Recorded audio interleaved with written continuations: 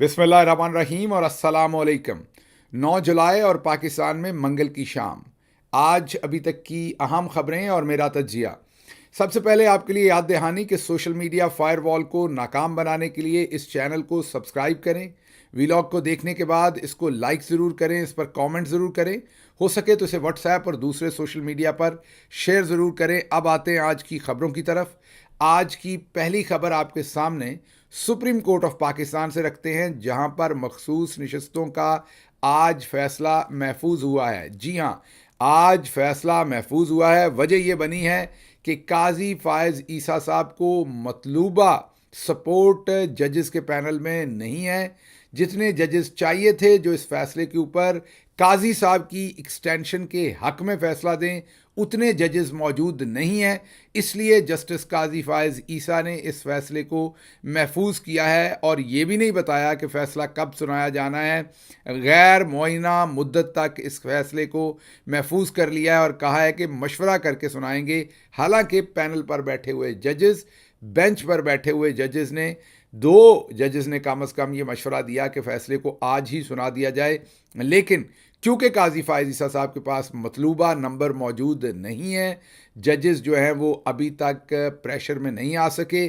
और अब जाहिर है पाकिस्तान की इंटेलिजेंस एजेंसीज, पाकिस्तान की इस्टेब्लिशमेंट और काजी फायज ईसा और जो रजीम का इस टाइम का माफिया है पीडीएम का, वो इन जजेस के ऊपर हर तरह का हरबा इस्तेमाल करेगा। वो रिश्तेदारों को उठा के करंट लगाने से लेके, मीटर तोड़ने से लेके, यरगवाल बनाने से लेके, बेडरूम्स में कैमरों की वीडियोस सामने से लेके हर हरबा अगले चंद दिन में इस्तेमाल किया जाएगा। और इस वक्त काजी फायज ईसा जो नंबर्स के अंदर डिफीटेड हैं, मतलब कि बेंच पर बैठे हुए ज़्यादा जजेस जो हैं वो काजी फायज ईसा को एक्सटेंशन देने के हक़ में नहीं हैं। आप बार बार कहेंगे कि ये एक्सटेंशन का केस नहीं है, ये तो मखसूस नशस्तों का केस है। तो मैं आपको याद करवा दूं कि ये असल में एक्सटेंशन का केस है, और वो भी काजी साहब की और आने वाले फिर हमारे जो आर्मी चीफ है उनकी आने वाली अगली एक्सटेंशन की। तो ये बुनियादी तौर पर एक्सटेंशन का केस है, ये मखसूस नशस्तों का नहीं है। क्योंकि अगर जो पाकिस्तान तहरीक इंसाफ की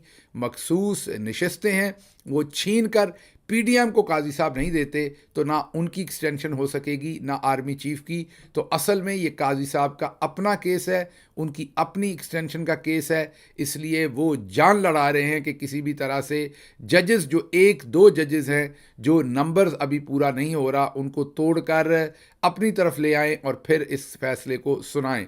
बहरहाल आज का कुछ अहवाल आपके सामने रखते हैं कि आज अदालत में हुआ क्या, और उसके बाद हमने बड़ी ही इंपॉर्टेंट खबर की तरफ जाना है। और वो है कि अब आप में से हर एक की कॉल आईएसआई जो है वो रिकॉर्ड कर सकती है।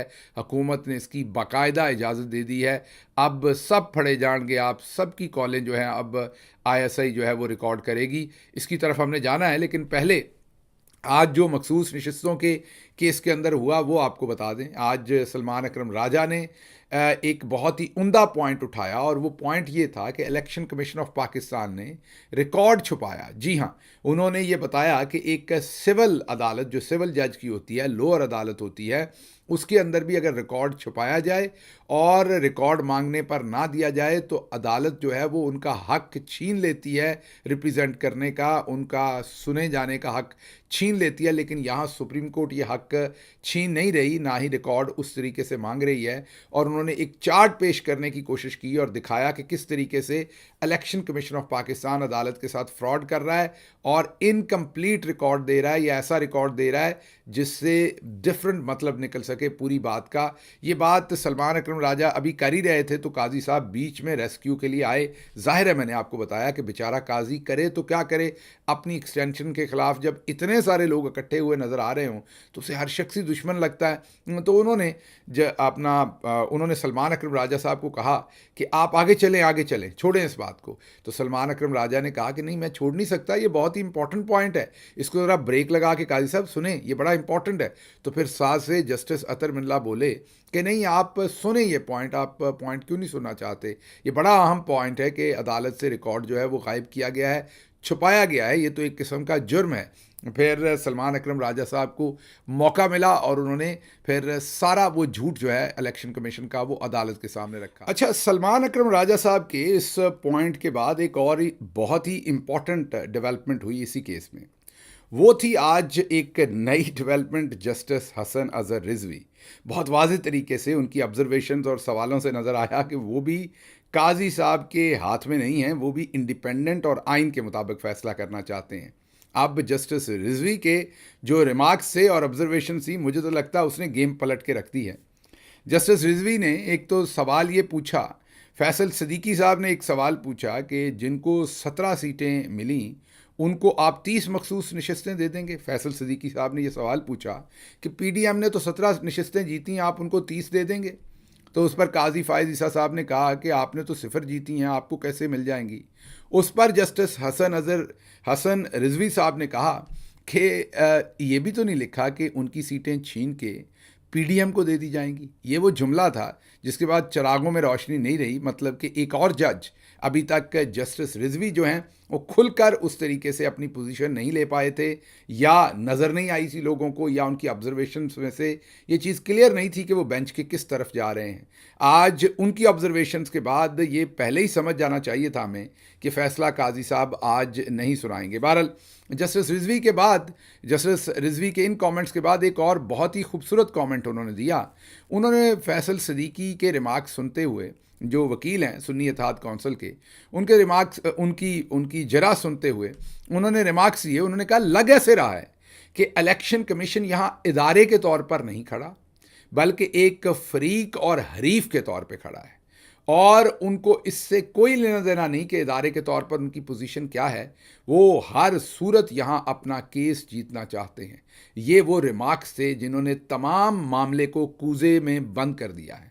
مطلب اس کیس کی اگر سمری خلاصہ کریں آج تو وہ جسٹس رضوی کے یہ ریمارکس ہیں، جس میں انہوں نے یہ کہا کہ الیکشن کمیشن جو ہے ایک ادارہ نہیں، حریف بن کے کھڑا ہے، اور ان کو ادارے کے احترام کا کوئی لینا دینا نہیں، ہر صورت وہ مقدمہ جیتنا چاہتا ہے۔ اس کا مطلب یہ ہے کہ الیکشن کمیشن جو ہے وہ نون لیگ نہیں ہے، پیپلز پارٹی نہیں ہے، انہوں نے ہر صورت تحریک انصاف سے سیٹیں نہیں چھیننی، وہ ایک ادارہ ہے۔ اور فیصل صدیقی نے بھی یہی کہا، جو وکیل ہیں سنی اتحاد کے، کہ جی بالکل انہیں غیر جانبدار ہونا چاہیے، انہیں حقائق پیش کر کے پیچھے ہٹ جانا چاہیے اور پھر عدالت کو فیصلہ کرنا چاہیے، کیونکہ یہ سیٹیں یا تو پی ٹی آئی کو ملنی ہے یا پی ڈی ایم کو ملنی ہے یا کسی کو نہیں ملنی۔ الیکشن کمیشن کو یہ نہیں دکھانا چاہیے کہ ان کا انٹرسٹ ہے کہ ہر صورت پی ٹی آئی سے نشستیں چھیننی ہیں اور پی ڈی ایم کو دلوانی ہے۔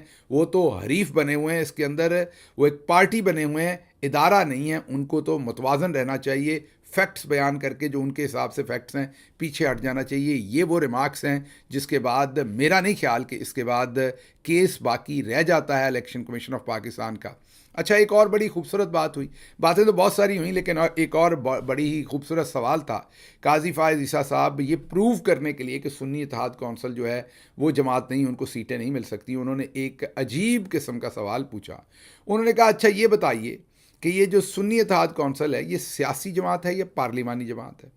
اس پر بڑا خوبصورت جواب دیا جسٹس اطہر من اللہ صاحب نے کہ جب وہ پارلیمنٹ میں پہنچ گئی اور اس کو سیٹیں مل گئیں اور اب الیکشن کمیشن نے بھی تسلیم کر لیا اور نوٹیفیکیشن ہو گیا اور ان کا پارلیمانی لیڈر بھی آپ نے منتخب کر دیا وہاں، تو وہ ایک پارلیمانی جماعت ہے اور ظاہر ہے وہ سیاست کے تھرو پارلیمنٹ میں آئی ہے تو سیاسی جماعت بھی ہے۔ تو جواب تو انہوں نے دے دیا ٹیکنیکل یا جو بھی جواب عدالتی بنتا تھا، لیکن جو عوامی جواب ہے وہ ہم قاضی صاحب کو دے دیتے ہیں۔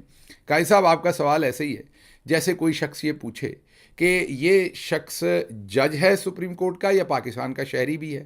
وہ دونوں ہی ہوگا نا، وہ پہلے پاکستان کا شہری ہوگا پھر جج ہوگا۔ یہ تو نہیں ہو سکتا کہ آپ کہیں یہ صرف جج ہے یہ شہری نہیں ہے۔ تو ظاہر ہے یہ دونوں چیزیں ملتی جلتی ہیں۔ جیسے میں اس کی الٹ اگزامپل دے کے قاضی صاحب آپ کو بتاتا ہوں، جیسے کوئی شخص بھی بے شرم بھی ہو سکتا ہے، بغیرت بھی ہو سکتا ہے، دونوں چیزیں اکٹھی ہو سکتی ہیں۔ سر میں کسی کو کہہ نہیں رہا، آپ نے غصہ نہیں کرنا سر اس کا کہ میں نے یہ پی ڈی ایم کو کہا، فلاں کو کہا، فلاں کو کہا، میں کسی کو نہیں اتنے سخت لفظ کہہ سکتا سر۔ یہ جیسے ایک شخص جو ہے وہ میں نے آپ کو کہا کہ وہ بغیرت بھی ہو سکتا ہے، ٹھنڈا بغیرت بھی ہو سکتا ہے، دونوں چیزیں ہو سکتی ہیں سر۔ اسی طریقے سے ایک شخص بے شرم بھی ہو سکتا ہے، ٹھنڈا بے شرم بھی ہو سکتا ہے. اسی طریقے سے سر ایک شخص مکار بھی ہو سکتا ہے اور وہ بڑا گھٹیا قسم کا انسان بھی ہو سکتا ہے. اب ایسا نہیں ہو سکتا کہ گھٹیا ہونا ایک قسم کی فیلنگ ہے اور اس کے ساتھ مکار انسان نہیں ہو سکتا. تو ایک طرف ایک انسان لالچی بھی ہو سکتا ہے اور وہ پرلے درجے کا گھٹیا اور لوفر انسان بھی ہو سکتا ہے. تو سر اس طرح نہ کیا کریں, مطلب اس طرح کے سوالات نہ پوچھا کریں. پھر لوگوں کو یہ لگتا ہے کہ جیسے وہ آپ کو پچھلے دنوں آپ کو پتا ہے کہ ایک ڈاکٹر صاحبہ تھیں, انہوں نے کہا تھا کہ بچے جب پیدا ہوتے ہوئے کئی دفعہ دائی کے ہاتھ سے پھسل جاتے ہیں. میں نہیں کہہ رہا, یہ گائنوکالوجسٹ ہے ڈاکٹر ہاشمی, بہت بڑی گائنوکالوجسٹ ہیں. انہوں نے پچھلے دنوں بیان دیا تھا کہ بچے جب پیدا ہوتے ہوئے دائی کے ہاتھ سے پھسل جاتے ہیں اور کئی دفعہ وہ پرانے زمانے, اب مجھے نہیں پتا اب کیا ہوتا ہوگا, پرانے زمانے میں وہ کہتے ہیں بالٹی پڑی ہوتی تھی, تو بالٹی میں جا ان کا سر لگتا ہے تو اس کے بعد سر وہ سوالات جو ہیں وہ الٹے سیدھے پوچھتے ہیں. تو آپ تو, کیونکہ آپ کے بارے میں یہ ریمارکس نہیں دے رہا, میں تو یہ وکیل صاحب کے بارے میں کہہ رہا ہوں جو الٹی سیدھی باتیں کہہ رہے تھے. آپ کیونکہ جج ہیں, آپ کا احترام تو ہم سب پہ فرض ہے, لیکن سر ذرا سوالات اپنے مناسب کر لیا کریں. ٹھیک ہے, آپ ایک قوم کے ساتھ مذاق ہی ہیں, آپ کا مطلب میں نے پھر معذرت, مطلب کہ یہ پورے کا پورا جو کیس ہے یہ قوم کے ساتھ ایک مذاق ہی ہے, لیکن آپ تو مذاق نہ بنے نہ بنائے نا, آپ تو چیف جسٹس ہیں, آپ تو ہمارے لیے احترام کی جگہ پہ ہیں. اچھا جی, اگلی خبر کی طرف چلتے ہیں کیونکہ کافی لمبی ہو گئی یہ خبر. اگلی خبر کی طرف چلتے ہیں. اگلی خبر یہ ہے کہ جی آج سے آپ سب کے جو ٹیلی فونز ہیں وہ ریکارڈ ہوں گے, اور اب اس حکومت نے اجازت دے دی ہے باقاعدہ طور پر کہ ٹیلی فون جو ہیں وہ ISI کا گریڈ 18 کا آفیسر جو ہے وہ اب ریکارڈ کر سکے گا, جس کے دل چاہے ریکارڈ کرے. مطلب وہ عام کال, واٹس ایپ کال, جو مرضی کال, کوئی آپ کے وائس نوٹ, جو چیز بھی وہ انٹرسیپٹ کرنا چاہے, اب ISI کا گریڈ 18 کا آفیسر جو ہے وہ یہ طے کرے گا کہ کس کا اس نے فون ریکارڈ کرنا. یہ وہ معاملہ ہے جو جسٹس بابر ستار کی عدالت میں چل رہا ہے, اور اس کے اوپر میجر جنرل ریٹائرڈ حفیظ الرحمان صاحب کو جو ہے وہ توہین عدالت کا نوٹس دیا. ہم نے اس خبر کو 2-3 دفعہ کیا کور کیا, پا حفیظ تو غصہ کر گیا. پا حفیظ نے ہمیں نوٹس بھیجا ہے. پا حفیظ نے PTI کے پلیٹ فارم کو استعمال کرتے ہوئے انہوں نے ہمیں ایک نوٹیفیکیشن بھیجا ہے.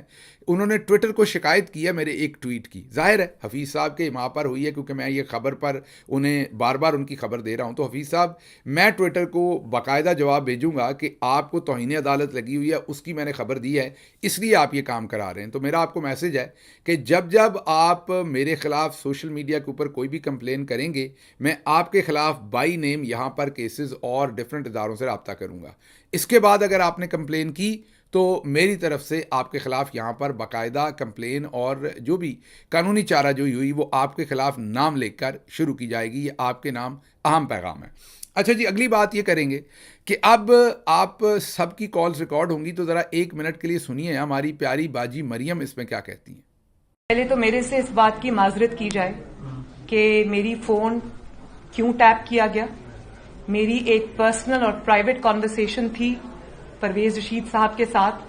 کس کو حق تھا کہ وہ میری پرسنل کانورسیشن کو ٹیپ کرے. سن لیا آپ نے, باجی بیچاری کہتی میری ذاتی کال تھی. اور ذاتی کال کس نے ریکارڈ کی؟ جی انہوں نے, جنہوں نے عمران خان صاحب کی اعظم خان کے ساتھ کالز ریکارڈ کی اور آپ بڑے مزے لے لے کر سنتی تھیں.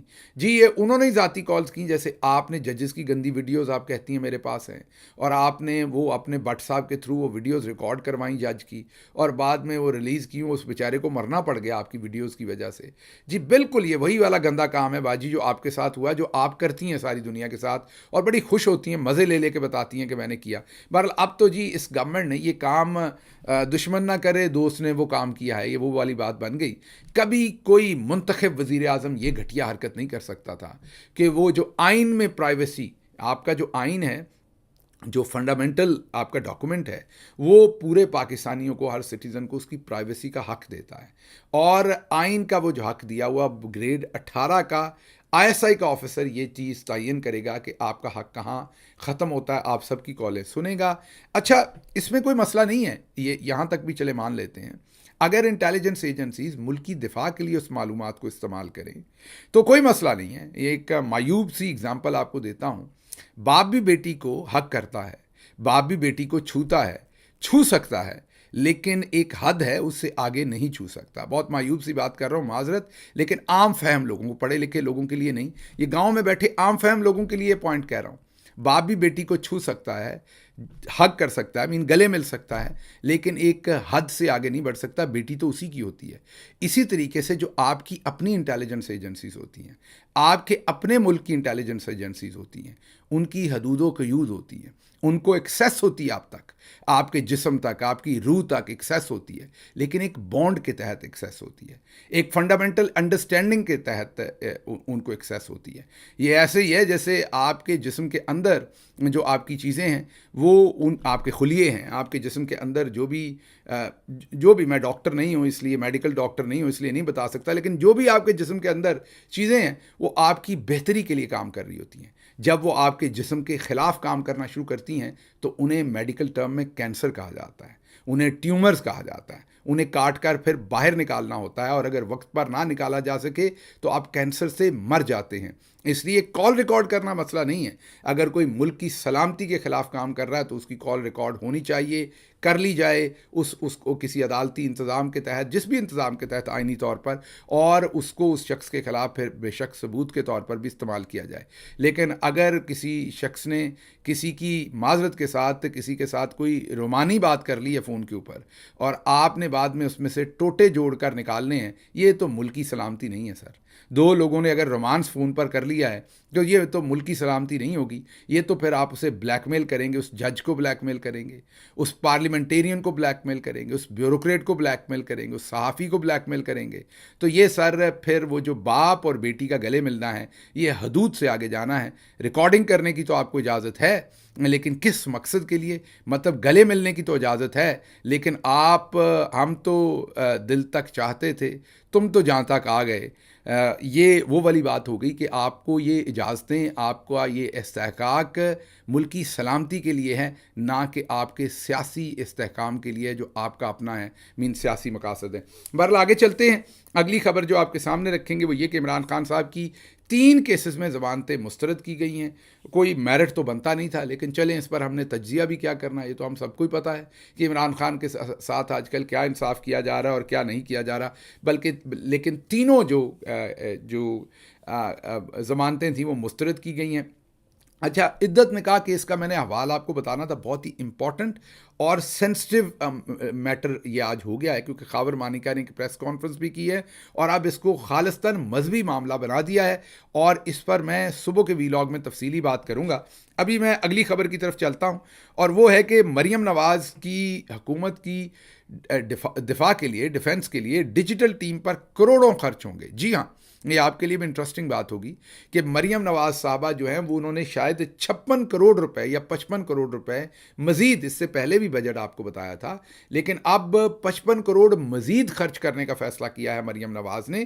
یہ ان اربوں روپے سے الگ ہیں جو انہوں نے اخبارات کے لیے خرچ کیے ہیں, صحافیوں پر خرچ کیے ہیں. ابھی حال ہی میں عظمہ بخاری صاحبہ درجنوں صحافیوں کو مری لے کر گئیں اور وہاں سرکاری پیسوں کے اوپر چھٹی کرائی. اس سے پہلے چودھری صاحب درجنوں صحافیوں کو مصر لے کر گئے اور آپ کے اور میرے پیسے پر مصر میں عیاشی کروائی.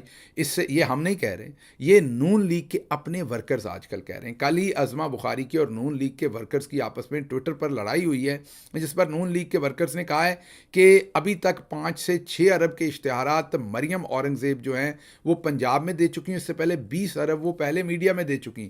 نون لیگ کے اپنے اب ورکرز اس کا حساب مانگ رہے ہیں, اور عظمہ بخاری ان کو قطورے کہہ رہی ہے, آگے سے ان سے لڑائی کر رہی ہے, ان کے ساتھ بدتمیزی کر رہی ہے, اور ان کو کہہ رہی ہے کہ آپ کا کوئی لینا دینا نہیں ہے ہمارے معاملات کے ساتھ. باہر خاصی بےزتی کی انہوں نے اپنے ورکرز کی اس کے اوپر. تو اب یہ ایک نیا کام ہے. 55 کروڑ 5 لاکھ سے لے کے 4.5 لاکھ, تقریباً 4.5 سے لے کے 2 لاکھ روپے تک تنخواہ ہوگی, اور لوگوں کا کام ہوگا وہ مریم باجی کو ڈیفینڈ کرنا اور ان کا اقبال بلند کرنا میڈیا کے اوپر. اچھا جی, راجہ خرم نواز نے فارم 45 جمع کروا دیے ہیں, اور انہوں نے اب جو اپنے الیکشن کے, اور جسٹس جہانگیری نے یہ کیس آج سنا ہے, اور جسٹس جہانگیری صاحب نے یہ بھی کہا ہے کہ یہ فارم جو ہیں یہ سب کو ایکسیس ان کی دی جائے. مطلب کہ یہ جو فارم 45 آپ نے جمع کروائے ہیں, صحافیوں کو بھی اس کی ایکسیس ہو, مخالف پارٹی کو بھی اس کی ایکسیس ہو, نون کا کوئی بندہ لینا چاہتا ہے, عام پبلک اس کا ریکارڈ لینا چاہتی ہے. بات ہے بھی درست, کیونکہ فارم 45 تو آپ کو پتہ ہے پولنگ اسٹیشن جاری کرتا ہے, اور وہ تو ہوتا ہی عوامی ڈاکومنٹ ہے, اس ٹائم بھی کوئی بھی لے سکتا ہے اس کی کاپی. تو ابھی بھی اس کی کاپی انہوں نے عوام کے لیے کھول دی, بہت اچھی بات ہے. عوام اس کا انالیسس کرے گی, صحافی اس کا انالیسس کریں گے اور معاملہ جو ہے وہ آگے چلے گا. اچھا جی, اس کے ساتھ ہی جسٹس محسن اختر کیانی صاحب کی جو توہین عدالت کی گئی تھی اس کی بھی کیس کی سماعت ہوئی ہے, اور اس کے ساتھ ساتھ عدالت نے بھٹو کو معصوم قرار دیا ہے. ہم نے ایک ویلاگ بھی کیا بھٹو صاحب کے اوپر 2-3 دن پہلے, بہت ہی تحقیقاتی ویلاگ تھا, اس میں پوری ہسٹری, اس ٹائم کس جج نے کیا کردار ادا کیا, آج اور ان دنوں کے حالات کے اندر کیا مماثلت ہے, وہ سب کچھ ہم نے کور کیا ہے. بہت ہی ایک 30 منٹ کا ویلاگ ہے, لیکن اس پورے ایرا کی ہسٹری کو ہم نے کوشش کی ہے کہ ایک ایک چیز آپ کے سامنے رکھیں. ججز کا کردار, ضیاء الحق کا کردار, بھٹو صاحب کی کون سی غلطیاں تھیں جو ان کو یہاں تک لے کے آئیں, پھر بھٹو صاحب کے ساتھ کہاں کہاں کیا کیا زیادتی ہوئی, کس طریقے سے ان کو ایک جعلی یا جھوٹے قتل کے کیس کے اندر, جعلی تو نہیں لیکن جھوٹے قتل کے کیس کے اندر پھنسایا گیا, کس طریقے سے پھانسی دی گئی, کس کا کیا کردار تھا. ہم نے اس کا لنک آپ کو دکھا رہے ہیں, ضرور سنیے گا کیونکہ بہت امپورٹنٹ ہے کہ آپ کو ہسٹری کا پتہ چلے. اور پھر ہم نے ایک تقابلی جائزہ بھی دیا ہے کہ آج کیا کیا جا رہا ہے عمران خان کے ساتھ. تو کچھ خبریں رہ گئی ہیں جن کو ہم کل صبح کے ویلاگ میں کریں گے, اور بھی کافی ساری خبریں ہیں. مجھے آپ اجازت دیجیے, اللہ آپ کا حامی و ناصر ہو. پاکستان زندہ باد.